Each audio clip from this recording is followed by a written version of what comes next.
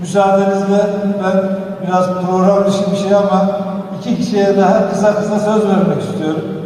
Ahmet Türk Bey'e ve Bekir Bozdağ Bey'e. Onlar da birer ikişer cümleyle duygularını ifade ederlerse seviniriz. Buyurun. Çok teşekkür ediyorum. Evet, iki ailemiz barış iradelerini ortaya koydular. İki ailemize de Şen Yaşar ailesine ve Yıldız ailesine çok teşekkür ediyoruz. Bu barışın sağlanmasında büyük emeği olan Cumhurbaşkan Yardımcımız Sayın Cevdet Yılmaz'a teşekkür ediyoruz.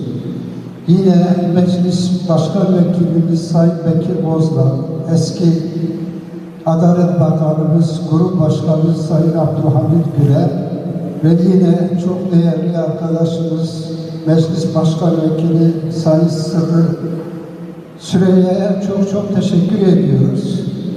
Tabii ki acıların yaşandığı bir süreçte barış acılara merhemdir. Ve inanıyorum ki iki aile de barışın değerini bilecek bir anlayışla yaklaşırlar. Şunu da ifade etmek istiyorum ki barışa sorumluluk barışı yapanlara düşüyor. Ailelerimiz bu bilinçle hareket etmelidir. Çünkü barışı yapanlara karşı sorumludur aynı zamanda. Evet, tekrar hayırlı olsun. Bu barışın ömür boyu bir barış olarak sürdürülmesini diliyoruz, temenni ediyoruz ve eminiz. Sağ olun. Çok teşekkür ediyoruz. Peki. Saygıdeğer Cumhurbaşkanı Yardımcım, çok kıymetli hazırım. Ben de her birerinizi ayrı ayrı sevgi ve saygıyla selamlıyorum. Öncelikle hayır olsun, hayırlı olsun diliyorum. Bugün hepimiz çok hayırlı bir işe şahitlik ettik. Elbette bu şahitlik hepimizin hayatında çok hayırlı ve güzel yerini alacaktır.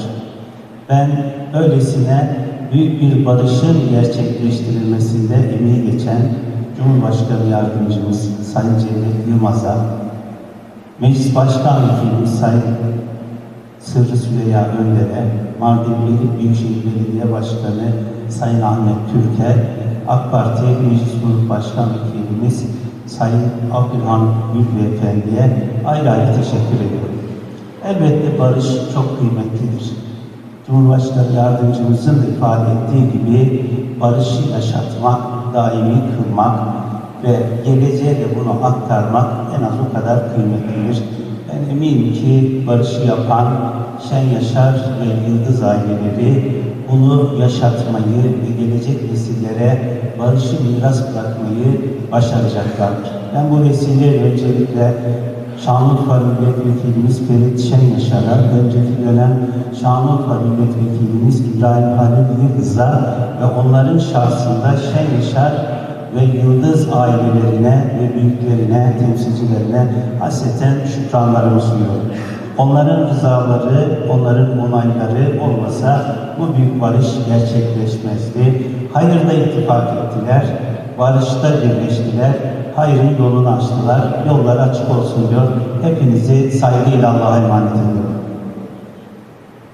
Değerli arkadaşlar, şimdi müftümüzü ve Büyükşehir Belediye Başkanımızı, Urfa milletvekillerimizi de davet edelim.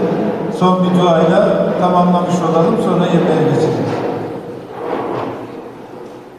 Evet. Saniha Aydınız, buyurun. Hocam size devredelim.